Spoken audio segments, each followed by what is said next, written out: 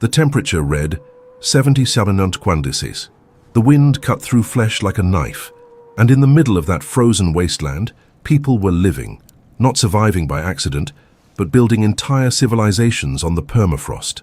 In this video, you'll discover how the indigenous peoples of Arctic Alaska developed over millennia, a survival system on the ice so sophisticated that modern engineers and scientists still study their techniques with admiration. The natives of Alaska didn't choose the most hostile place on Earth out of a lack of options. They mastered it with an intelligence that the Western world took centuries to acknowledge. And this story begins long before the first European explorer ever laid eyes on that frozen coast. In January 1971, a researcher at the University of Alaska recorded something he himself hesitated to publish. In Prospect Creek, a small village in the interior of the state, the thermometer read 79.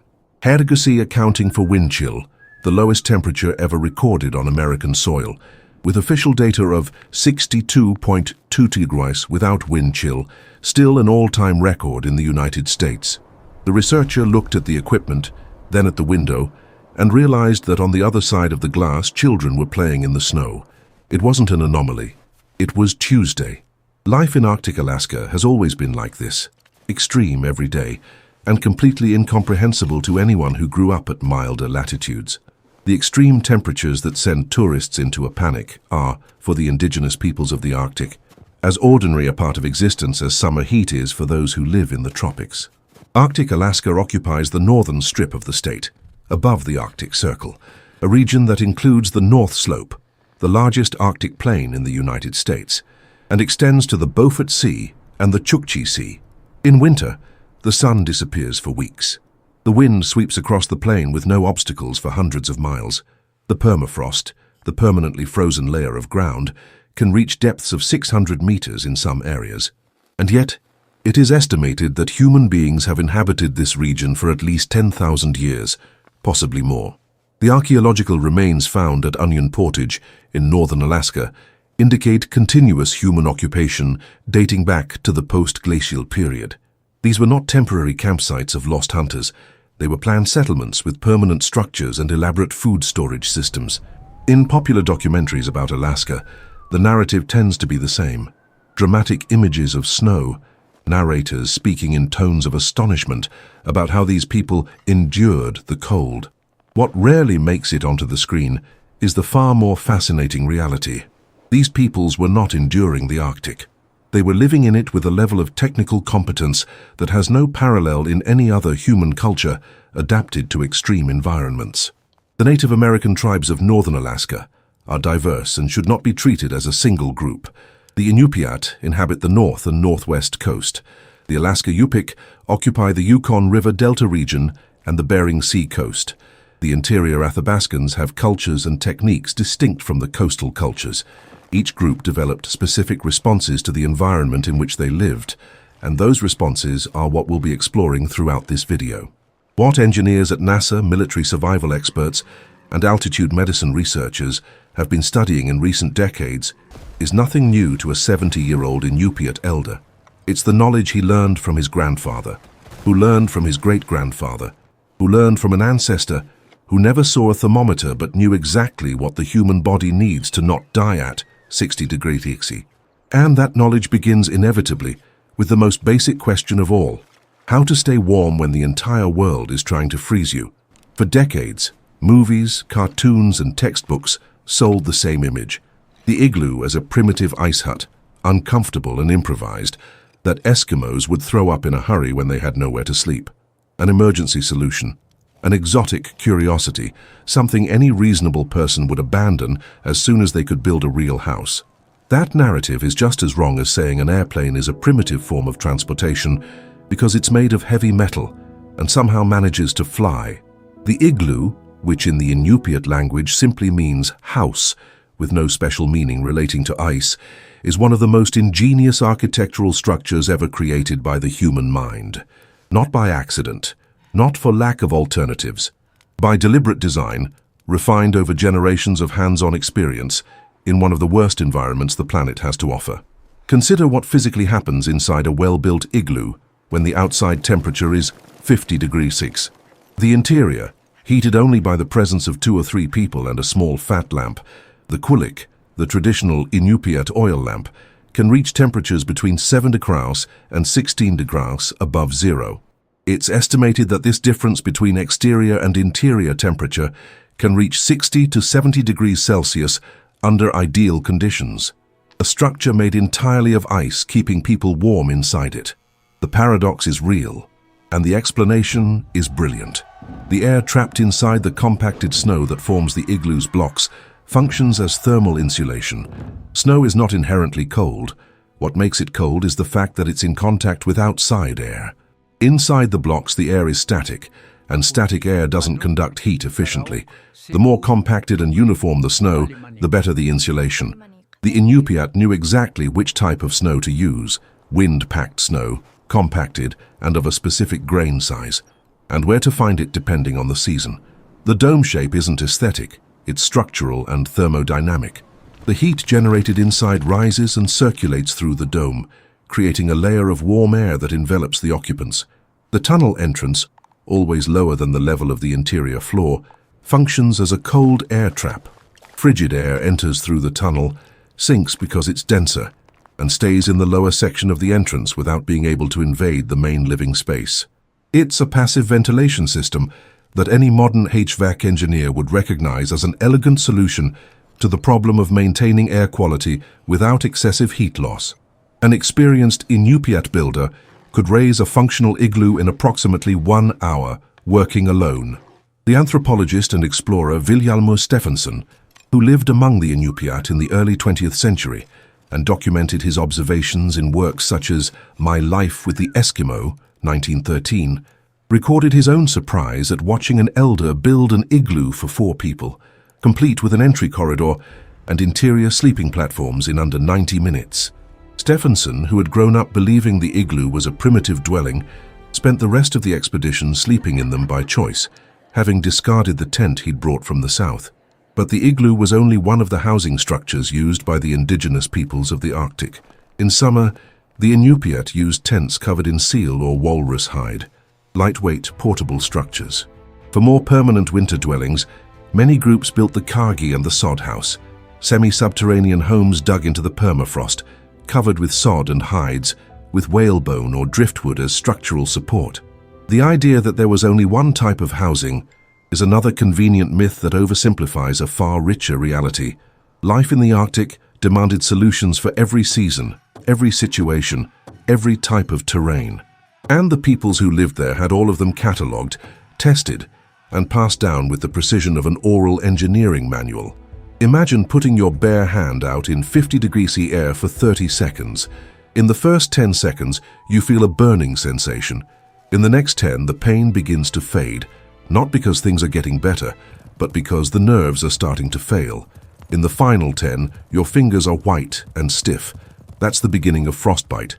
Without a glove, without protection, the hand starts to die in half a minute.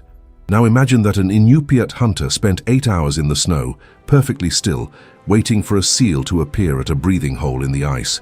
8 hours, motionless, at 50 degrees, and came home with all his fingers. The clothing system developed by the indigenous peoples of the Arctic is, according to modern experts in technical textiles and survival gear, the most efficient ever created for extreme cold environments. The United States Army formally studied traditional Inuit clothing during World War II, when it needed to outfit soldiers for combat in Alaska and the Aleutian Islands. The conclusion of those studies was that no synthetic material available at the time came close to matching the performance of traditional clothing made from caribou hide. The reason lies in the physics of caribou hair. Each individual hair is hollow. Technically, they are hairs with an air-filled medulla. This creates an insulating structure that combines the lightness of air with the waterproofing properties of animal keratin. A caribou hide jacket worn with the hair facing outward repels moisture from the wind. A jacket worn with the hair facing inward retains body heat with extraordinary efficiency. The Inuit used both versions depending on the situation and frequently combined them into double-layered cloaks for extreme conditions. But the most sophisticated aspect of Arctic clothing wasn't the material. It was the layering and controlled ventilation system. Sweat is the deadliest enemy in the Arctic. A person who perspires heavily soaks their clothing from the inside. Wet clothing loses virtually all of its insulating capacity. A person with sweat-soaked clothes at 40 degrees C can die from hypothermia within hours, even with additional layers on top. Modern outdoor gear manufacturers discovered this principle, which they call moisture management, only in the late 20th century. The Inuit had been applying it for millennia. Traditional garments were designed with strategic openings at the neck, wrists, and hem that could be opened or closed depending on the level of activity. When walking or actively hunting, the body generates heat and needs to dissipate some of it to avoid sweating. The clothing was adjusted to allow for that dissipation. When stationary, waiting beside a seal's breathing hole, for example, everything was closed to retain as much heat as possible. Historian Anne Feenup Reardon, who spent decades documenting the Yupik cultures of Alaska and published foundational works on the subject, describes in detail how the process of making clothing was considered knowledge just as critical as knowing how to hunt. A woman who didn't know how to make proper garments was putting not only herself at risk, but her entire family. Textile knowledge was passed from mother to daughter with the same seriousness that hunting techniques were passed from father to son. The kamik boots, made from seal hide for wet winter conditions and from caribou hide for dry cold, were works of precision. The stitching was done with animal sinew that, when wet and then dried, would contract and make the seam waterproof. No nails, no adhesives, no synthetic materials, just the exact knowledge of which parts of the animal to use, how to prepare them, and how to assemble them to create footwear that kept feet dry and warm at temperatures that destroyed military boots within days. Feeding a family in Arctic Alaska in the middle of winter is not a matter of dietary preference or cultural habit. It's a survival equation with an error margin close to zero. The human body in extreme temperatures burns calories at an accelerated rate. It's estimated that an adult performing moderate activity at 40 degrees needs at least twice the calories they would burn doing the same work in a temperate climate. Without enough fat in the diet, the body begins consuming muscle tissue to generate heat. Without enough protein, the immune system collapses. Without specific vitamins, particularly vitamin C, which doesn't exist in cereals or grains, scurvy appears within weeks. There were no fruits in the Arctic in winter, no vegetables, no grains. The diet was almost entirely animal-based, and that wasn't a cultural limitation. It was the most precise solution possible to the nutritional problem that the environment presented. The fat of whales, seals, and walruses provided the dense calories needed to survive the cold. Raw or lightly fermented meat, which Western tourists often describe with disgust as rotten meat, provided vitamins that cooking destroys. Muktuk, the combination of whale skin and blubber eaten raw, is one of the richest natural sources of vitamin C found in the Arctic. The controlled fermentation of certain foods, a process the Inuit mastered with the same precision that a sommelier uses to control wine fermentation, created natural probiotics that maintained digestive health in conditions where any abdominal infection could be fatal. The bowhead whale hunt was the central event of the Inuit calendar.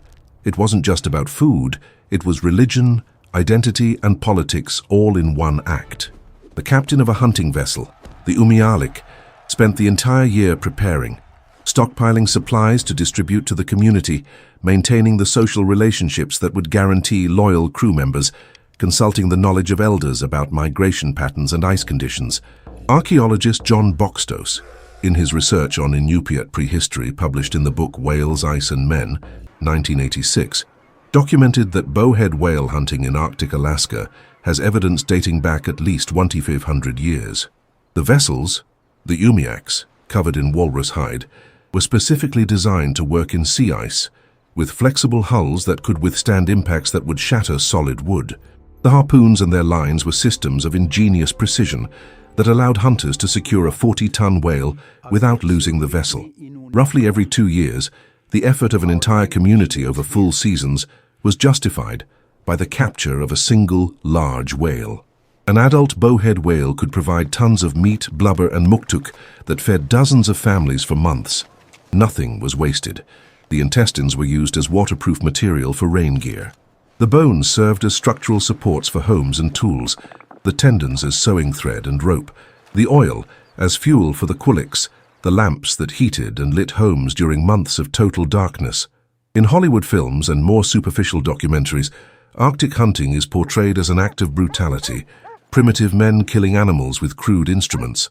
The historical reality, documented by the few ethnographers who took the time to learn the languages and spend years in the communities, tells a completely different story. A sophisticated ecological system, with strict rules about what to hunt, when, in what quantities, and how to treat the animal after death.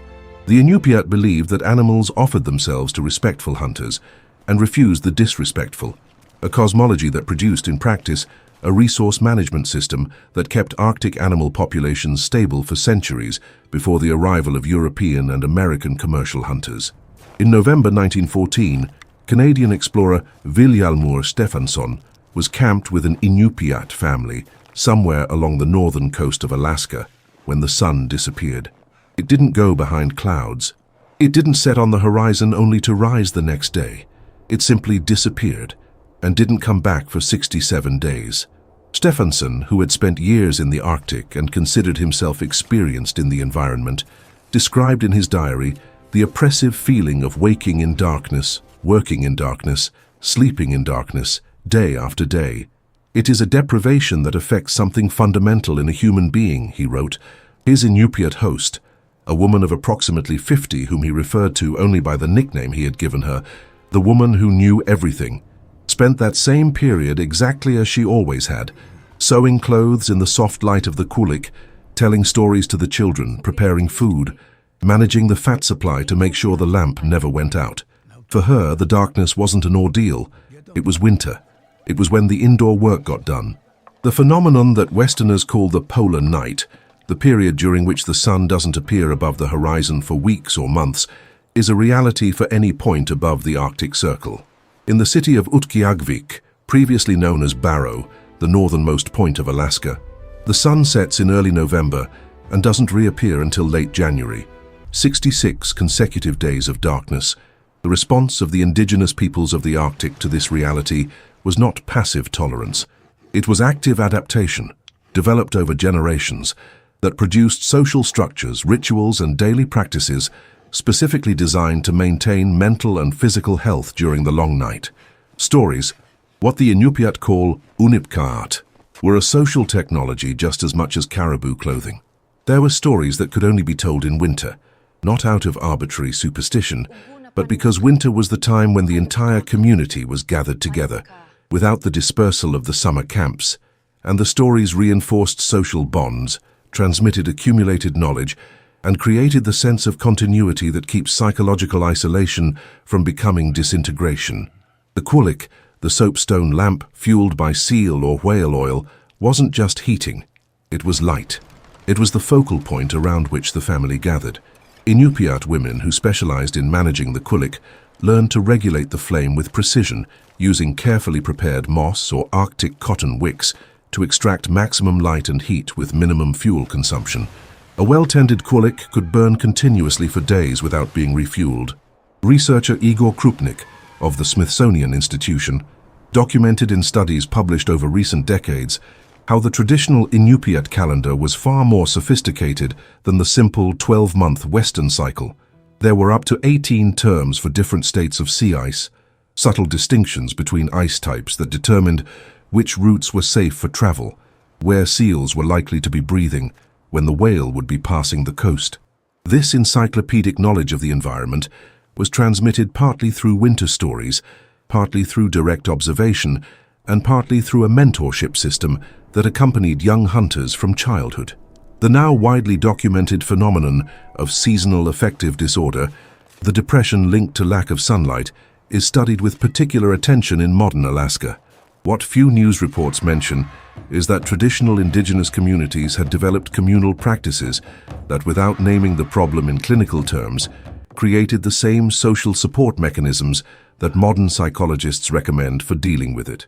Maintained physical activity, reinforced social cohesion, midwinter celebration rituals, and collective narratives that framed the darkness as part of a cycle, not as a permanent threat. In the 1960s in Utqiagvik, there was a school where Inupiat children were punished if they were heard speaking their own language. The smell of seal oil, used in cooking and in lamps, was considered offensive by the school administration.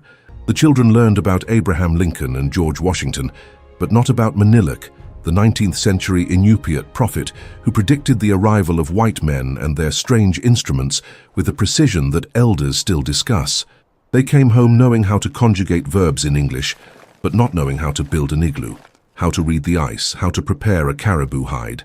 An entire generation of Arctic knowledge was being systematically erased, not by a natural disaster, but by an educational policy. What happened to the indigenous villages of Alaska during the 20th century was not unique. It was part of the same pattern repeated in indigenous communities across the American continent. The forced assimilation policy, implemented in various forms by different governments and religious institutions, aimed to replace millennia-old cultures with a single cultural model considered superior. The result, documented in research from the Arctic Institute of North America and the University of Alaska Fairbanks, was a catastrophic erosion of knowledge that took millennia to develop and that exists nowhere else. But what we're experiencing now in the first decades of the 21st century is one of the most fascinating and urgent cultural recovery movements in the contemporary world. The University of Alaska Fairbanks has maintained since the 1970s the Alaska Native Knowledge Network, an initiative dedicated to documenting and preserving the traditional knowledge of the state's indigenous peoples. Linguists work with the last fluent speakers of languages such as Siberian Yupik and Alutiiq to create grammars, dictionaries, and audio archives before those languages and all the ecological knowledge embedded in their vocabulary are lost forever.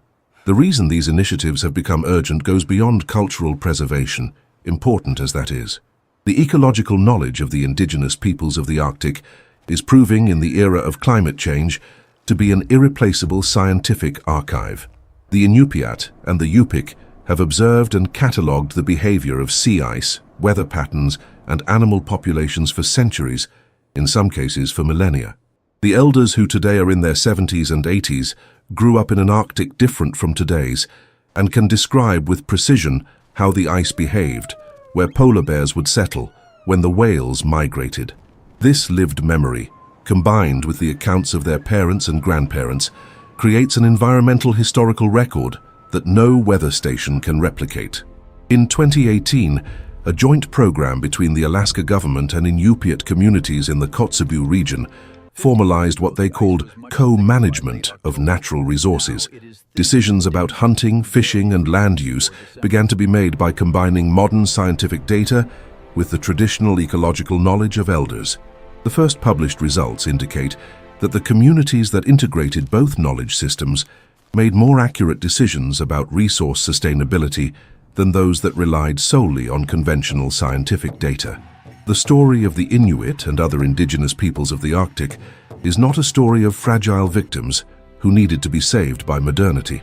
It is a story of engineers, scientists, doctors, and philosophers who developed extraordinary solutions to extraordinary problems, had that knowledge systematically dismissed through a century of cultural colonization, and who now see the modern world, with all its technology and arrogance, coming hat in hand asking to learn what it almost destroyed. The village of Shishmaref sits on a barrier island in the Bering Strait, on the northwest coast of Alaska. The Inupiat have lived there for at least 4,000 years, according to available archaeological records. In 2016, residents voted for the second time to abandon the island, not because of conflict, not because of economics, but because it is literally disappearing. The permafrost that stabilized the coast is thawing. The sea ice that used to protect the island from fall storms is arriving later and leaving earlier. The ocean is devouring meters of land each season. Shishmaref is not an isolated case. Modern documentary Alaska has recorded dozens of coastal villages in the state in similar situations, and projections indicate the problem will intensify over the coming decades. The cruel paradox is inescapable. The peoples who contributed the least to the carbon emissions causing climate change are among the first and most severely affected by it. The indigenous villages of Alaska, small, remote, with a minimal carbon footprint, face the extinction of millennial ways of life due to decisions made in industrial capitals that never learned to pronounce their names correctly. The response of these communities to this challenge has been remarkable in its sophistication and determination. The Inuit of Utqiagvik have created an ice monitoring program that combines modern sensors with the ice reading knowledge that elders transmit to young people. The Yupik of the Bethel region have experimental Arctic agriculture projects, combining traditional food preservation techniques with new types of greenhouse cultivation adapted to the environment. Organizations like the Alaska Native Tribal Health Consortium work to adapt health systems to the specific realities of remote communities, integrating Western medicine with traditional practices. But perhaps the most important aspect of the Indigenous response to the Arctic climate crisis is the hardest to quantify: the determination to pass on the knowledge of how to survive in extreme ice to the next generation, even as that ice changes faster than at any point in human memory. There is no historical data, newspapers of the time, fishing company archives, or mission records that describes the Arctic changing at this speed. The Inupiat elders themselves, whose knowledge spans decades of personal observation and centuries of oral tradition, say that what is happening now has no precedent in their collective memory. And yet, the culture of survival persists. 10-year-old boys in Utqiagvik learn to read the ice with their grandparents. Girls in Kotzebue learn to tan seal hide, the same process their great-great-grandmothers perfected, not because this is necessary for immediate survival in a world with supermarkets and central heating, but because this knowledge is identity. It is the affirmation that a people who survived 70 decades of polar night, millennia, in one of the most hostile environments on Earth, will not surrender to an educational policy or a fossil fuel company. The story of the indigenous peoples of Arctic Alaska doesn't fit into a single simple word. It's not resistance, it's not adaptation, it's not survival. Each of those terms captures a fraction of the reality, but none of them accounts for what truly happened on those frozen coasts over 10,000 years of continuous human presence. What happened was civilization. Not civilization in the sense that 19th century Europe used the word, with its arbitrary criteria of stone, iron, and alphabetic writing. Civilization in the most fundamental sense. A group of human beings organizing knowledge, resources, and social relationships in a way sophisticated enough to thrive generation after generation in an environment that does not forgive mistakes. Think about what we've seen throughout this video. An architectural system, the igloo, that modern engineers study as a model of passive insulation, a layered clothing method that the United States Army tried to replicate during World War II and concluded it could not improve upon the original. A whale hunting system that kept animal populations stable for centuries before the Western commercial whaling industry devastated them within decades. An ecological calendar with 18 categories for describing sea ice states. Knowledge that today feeds climate prediction models that wouldn't exist without it. A nutritional medicine based on raw animal fat and controlled fermentation that prevented scurvy and malnutrition in an environment where not a single vegetable grew in winter. Each of these systems was developed without a laboratory, without a university, without government funding.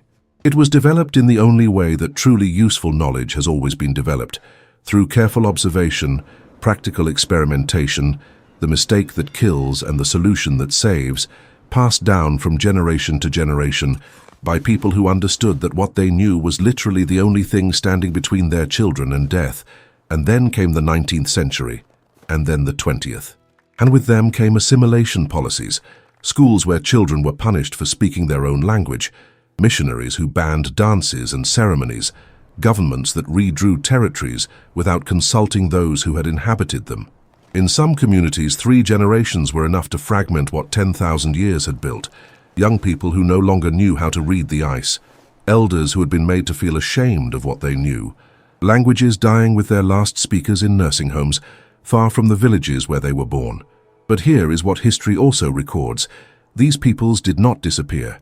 The Inupiat still hunt the bowhead whale under special internationally recognized subsistence permits, and each catch still mobilizes the entire community, as it did 1,000 years ago. The Yupik still pass on the knowledge of hide sewing. The languages that nearly died are being documented, taught in schools and recorded in digital archives. The ecological knowledge the world nearly dismissed as primitive superstition now feeds climate research published in the most respected scientific journals on the planet. There is something deeply ironic and deeply fitting in the fact that the modern world, with all its technology, is now going back to these communities and saying, "Teach us what you know about the ice, about the wind, about how the Arctic behaves when nobody is watching with instruments, because the instruments have only existed for 100 years, and you have been watching for 10,000. The indigenous peoples of Arctic Alaska survived 71 Dexaxes. They survived 66 consecutive days of polar darkness.